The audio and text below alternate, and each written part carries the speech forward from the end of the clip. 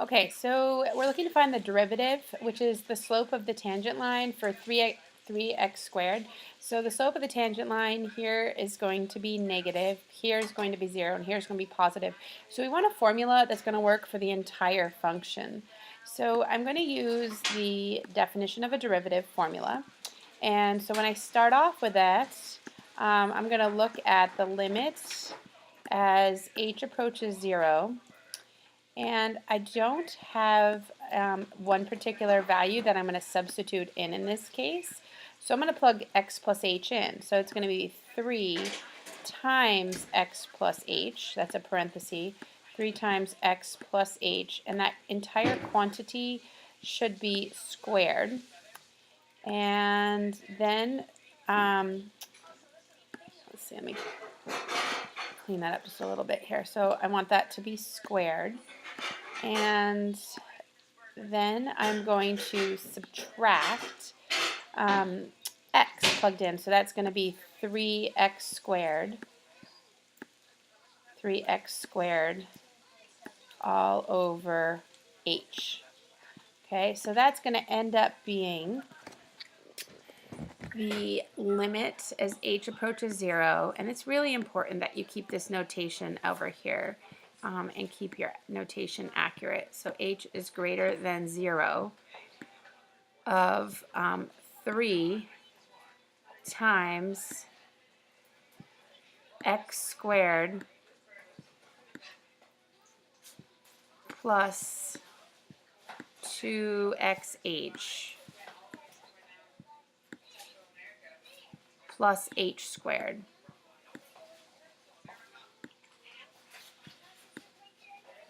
Minus 3x squared. And that is all over h. So now that's going to give us the limit as h approaches 0.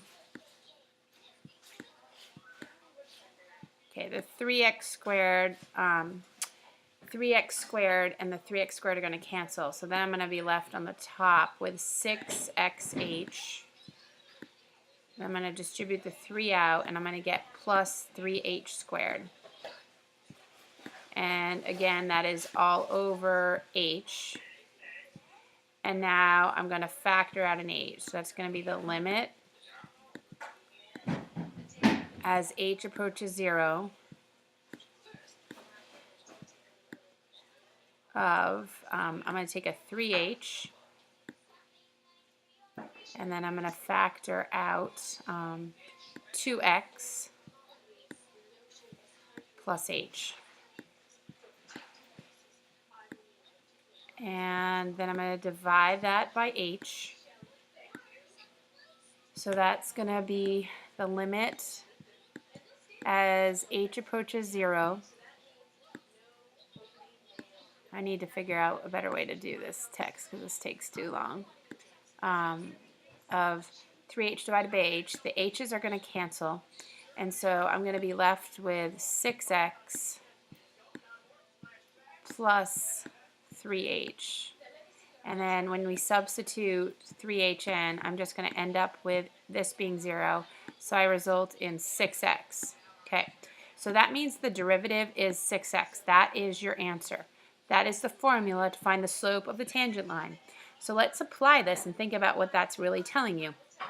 So it's saying at -1, if I plug in x for -1, that has a slope of -6. Okay, oh, if I was a little bit more accurate here. That has a slope of -6. Okay, and then if I have 6 times 0, that has a slope of 0, so that's slope of 0. And if I plug in 1, I'm going to be 6 times 1, which is going to be a slope of 6. Okay, hope this helps.